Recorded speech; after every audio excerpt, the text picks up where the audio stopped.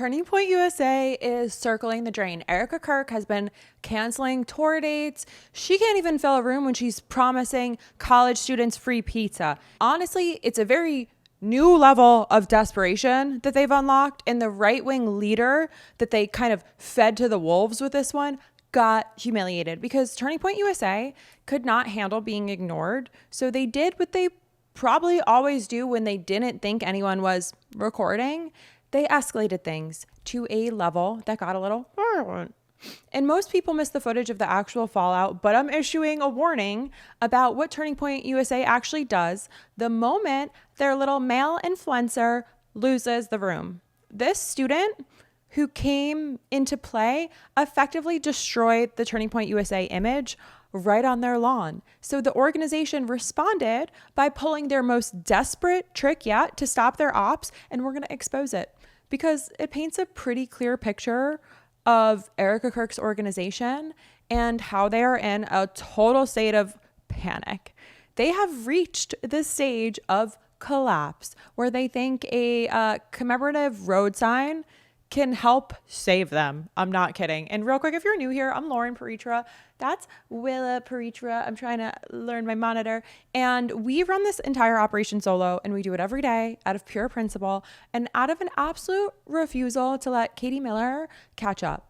She is the wife of Stephen Little Bitch Miller, the pale white nationalist from Santa Monica behind all of the ICE and immigration terror. And we are closing in on 100,000 subscribers here on YouTube, and we're not slowing down. We just broke into the top 200 news charts on Apple Podcasts. We're jumping ahead of Chris Cuomo, also Don Lemon, but we like Don Lemon. We don't like Chris Cuomo. This is the guy who thought it would be a good idea to be misogynistic in my DM. So every sub, every follow, every comment, 6 words or more, every 5-star rating, wherever you get your podcasts. I see it all. I hear it all. And I've been told it also gives you 10 years of protection from Stephen Little Bitch Miller nesting in your crawl space.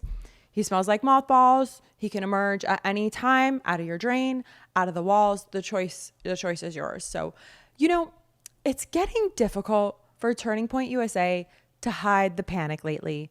They are now really trying to land grab by naming roads and putting up street signs after Charlie Kirk, just so that way they can feel something. They can feel like they're still maintaining some sort of lasting influence. So the latest attack on street signage has been in a city in Orange County. Kind of random if you ask me, but a city in Orange County, like really a suburb, Westminster, just dedicated a Charlie Kirk way. And it's, you know, drawing on my background for a second, it's not usually a great marketing indicator when you're buying street signs in random suburbs. And again, this is like, it's not super random, but it's a city, municipality inland of Huntington Beach, which we know has become heavy MAGA lately.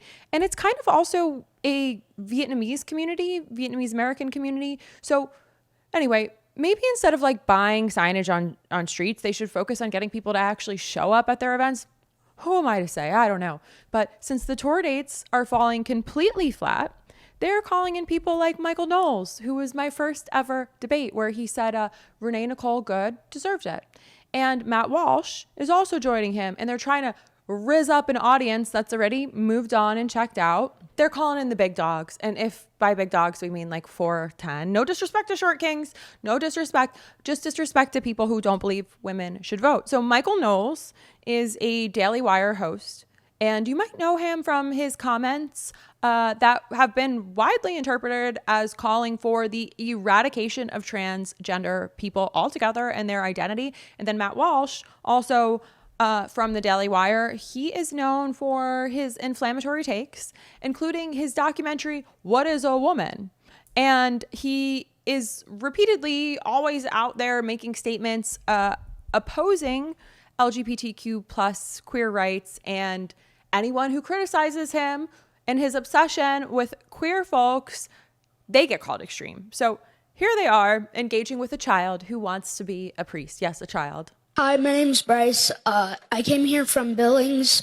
I want to be a priest when I grow up. What would your advice be? That's great news. How old are you? 10. Why have you decided you want to be a priest? kind of just because God's calling me. Awesome. Love it. That's Love amazing. it, man. We have been here for almost 2 hours, and Bryce comes up with this beautiful statement and question, and then Matt, in typical curmudgeonly fashion, starts grilling him on it and says, well, why? Why do you want to do it? We get the most concise, wisest answer of the entire night. I want to do this thing because God is calling me to do it. And these guys, these adult men, their argument against trans folks existing is, I'd imagine probably tied to bathrooms, because we've heard this one before.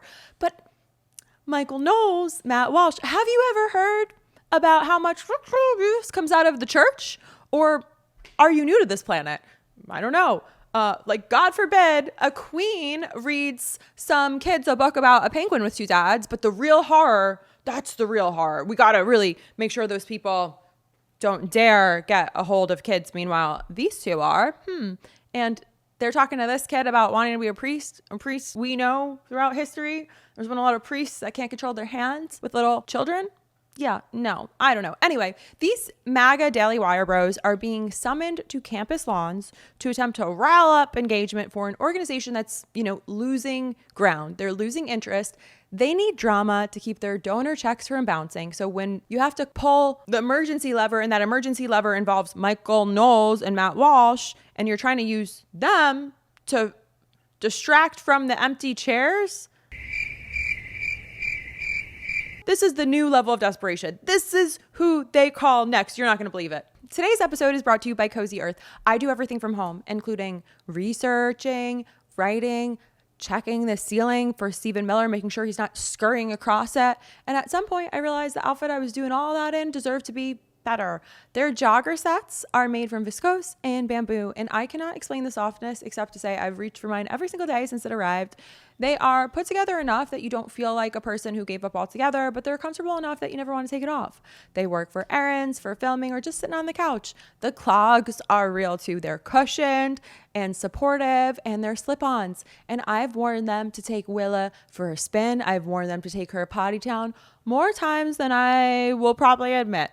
And everything from Cozy Earth comes with a 100-night trial and a 10-year warranty. So you can head over to cozyearth.com and use my code Lauren, that's LOREN, for 20% off. And if you see a post-purchase survey, tell them you heard about it right here on LPTV. So this is who they called in. This was their big guy, Nick Freitas. And when the usual speakers aren't doing enough to distract from the empty chairs, this is the guy they call. If you're not familiar, good on you. Nick spent years in the Virginia House of Delegates, and his kind of whole mission was making sure life stayed very difficult for anyone who wasn't a billionaire. He was the only person, this is his claim to fame, he was the only person to vote against a bill requiring insurance companies to cover autism treatments. What a stand-up guy. He also voted against a $50 cap on the price of insulin. God forbid, really just as the Lord Jesus would have really wanted. He likes to stand on the House floor and use his military background to avoid explaining why his votes are actually hurting real people. He also spent a long time fighting to make sure it stayed legal to fire people for being gay or trans in the state of Virginia.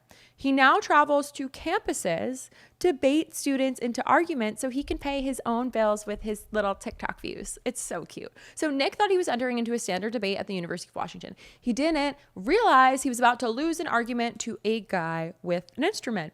And once he realized he couldn't win that argument, he decided to win with handcuffs instead.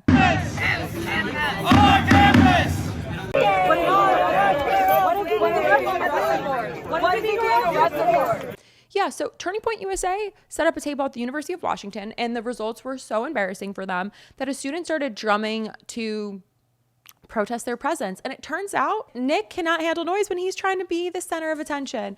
He needs the spotlight in order to function. He needs it like a normal person needs air to breathe. So when he couldn't win the argument against the drum, the instrument, the organization called the police. The university administration chose to care more about a visiting adult man's feelings, this adult male influencer's feelings and his comfort, than, legal standing of their own student, the own student who's paying tuition.